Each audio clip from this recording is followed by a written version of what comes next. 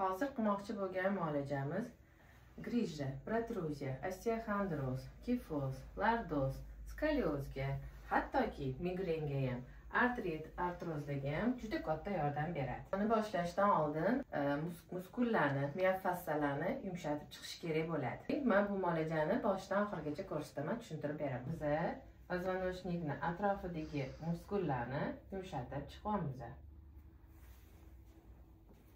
Ko'raklarni atrofidagi muskullarni bo'shatamiz.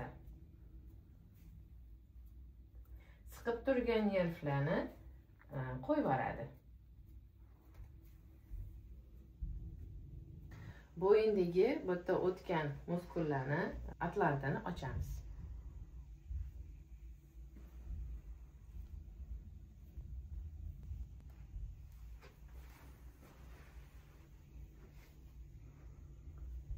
Yumshatib beradi, og'riqni qoldirishga yordam beradi. Bu yerda muskullar bo'shagandan keyin qon aylanish yaxshilanadi. Bu muolajamizni uy sharoitida qilish mumkin emas. Birinchi etapini tugatdik, endi ikkinchi etapga o'tamiz.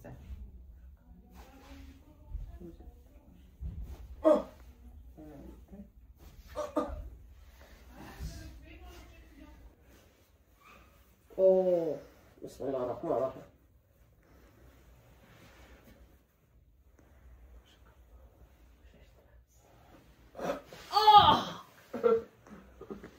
Muolajamizning bu qismi asosan поясничный, крестовый отделdagi grijalarni ochilishiga yordam beradi. Muolajamizning bu qismi oyoq qismidagi bo'g'inlarga, muskullarni yumshatishga yordam beradi. Artrit, artrozga yordam beradi.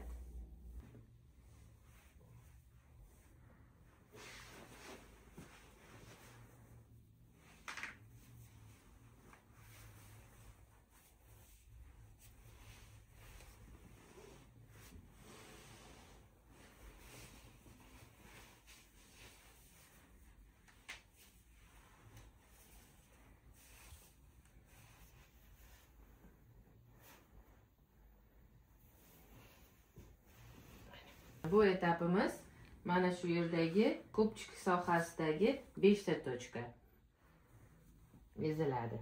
Muskullar yumshatiladi.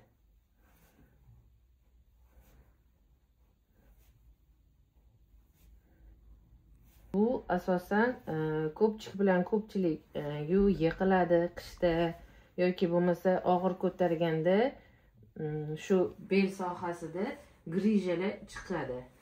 Grija yoki protruziya osteoxondrozga ham yaxshi yordam beradi. Og'riqlarni qoldiradi. Ayollarga asosan jenskiyga ham albatta yordam beradi, chunki bu yerdagi muskullar, mышцalar taz sohasi bo'lgani hisobiga aytganingizga ham gemoroyga, jenskiyga, shamollashlarga ham ancha yordam beradi. Bunda ham shu muskullarimizni yumshatamiz. Bu jenskiy точка. Gemoroy точкаga, bu седалочный точка. Bu yerdagi точкаlarni yaxshilab ezsak, oyoqqa berayotgan nervdagi og'riqlar qo'yaveradi. Седалочный точкani ezamiz, yumshatishga harakat qilamiz. Ko'pchilikda bu yerda grija chiqqani hisobiga, protruziya chiqqani hisobiga oyog'iga mundoq og'riq beradi седалочный точка bilan. O'sha paytda bu yo'lni yumshatsak, седалочный точкani ezib turib yumshatsak, qon aylanishi yaxshilanib, oyoqdagi og'riqlar, muzlashlar yaxshi bo'ladi, qon aylanishi yaxshilanadi.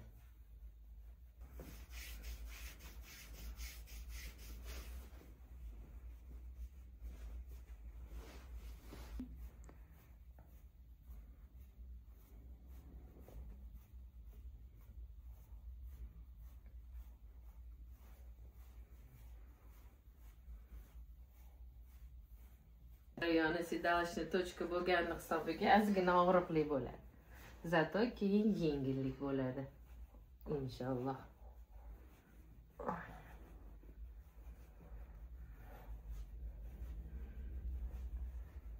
Bu patsiyentimizni zo'rg'a chidayaptilar lekin.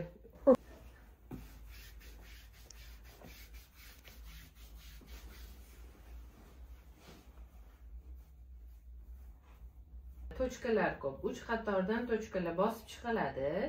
Bu nimaga kerak? Og'riqda, siqilganda, qon aylanishi yaxshilashda, muskullarni yumshatib berishda kerak bo'ladi. Ko'ramiz, asosan oyoqda qon aylanishini yaxshilab beradi, uyushishlarni oldini oladi va ko'pchilikda bu yoqda shpora paydo bo'ladi. Shporaga ham juda ham yaxshi effekt beradi. Oyoqni tagida juda ham ko'p tochkalar bor. Biz yana sedalashni tochka. Bir xil ayollarimizda, homilador ayollarimizda ayniqsa, bola katta bo'lgan sari nerv siqadi va oyoqga beradi.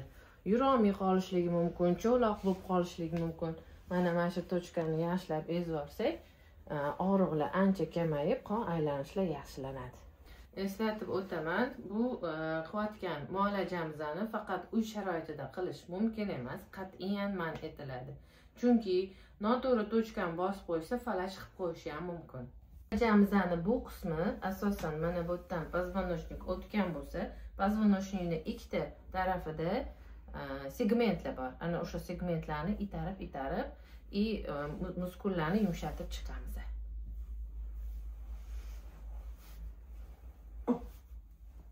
Nafas bilan.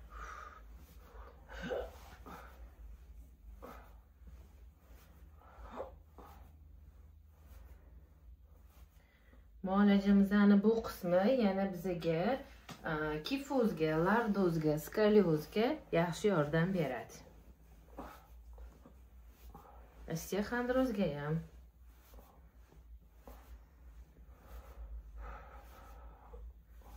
Mana bu qismi ham asosan hozir aytib o'tgan позвоночникimizning atrofidagi muskullarni yumshatib, tonusdan tushirib beradi.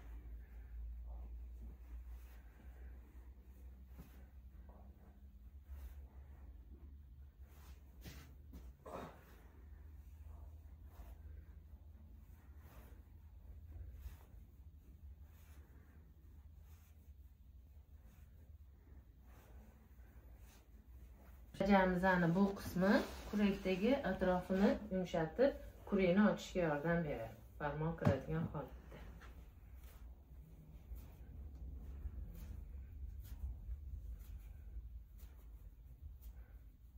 Bu qismi esa muskullarni yumshatish, baylani bo'shashtirish, qon aylanishini yaxshilash.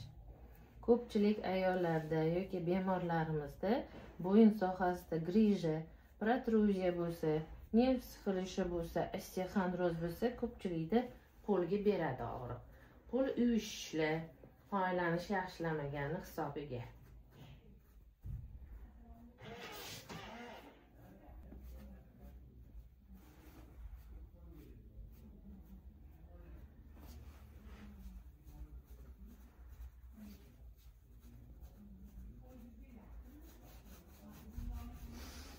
Hozir birinchi o'ng taraf bilan ishladik. Xuddi shu jarayonni chap taraf bilan ham qilamiz. Biz bu muolajada bel sohasini ochamiz.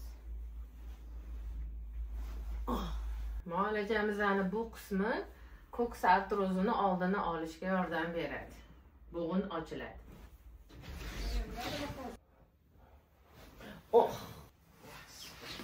Позвоночникimizni ozgina rastchashka qilishga yordam beradi. Bu qismi esa tas sohasini ochishga yordam beradi.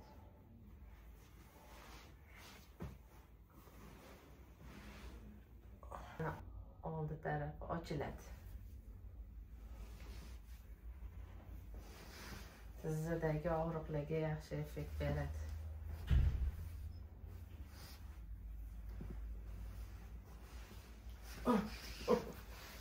Bir xil ayollarda yoki patsientlarimizda tizzada artrit bo'lishi mumkin, artroz bo'lishi mumkin, minsk uzilgan bo'lishi mumkin. Ko'pchilikda bu tizza bundoq bukkan holatimizda bukilmaydi, og'riq kuchli bo'ladi. O'shanda zo'rlamaymiz mumkin emas. Muolajamizning bu turida masalan rastchashka qilishimiz kerak bo'ladi. Ko'pchilikda tizza sohasida pay tortishgan hisobiga yaxshi ochilmaydi. Shuni rastchashka qilib turish kerak. Har kuni yo'q deganda 5 minut, 15 minut mashq qilish kerak bo'ladi. Muolajamizning bu qismi esa tas sohasidagi artrit, artrozga, ko'ks artrozlariga yaxshi yordam beradi. Og'riqlarni ham qoldiradi ancha.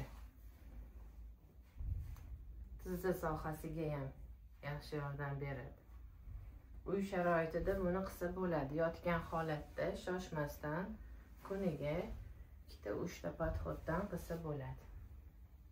Muolajamizning bu sohasi qorin sohasidagi dam bo'lishlar, og'riqlarni yaxshi qilib beradi. Ichak faoliyatini yaxshilab beradi. Metabolizmni yaxshilaydi.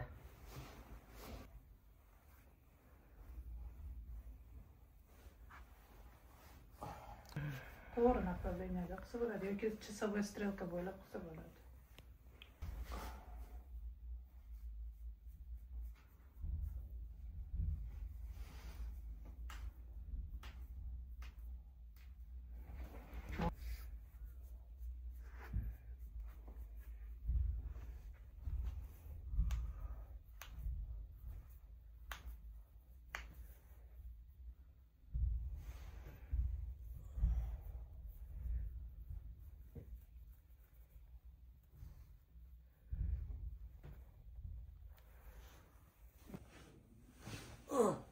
Bu muolajamiz umurtqa pog'onasini yaxshi ochilishiga yordam beradi.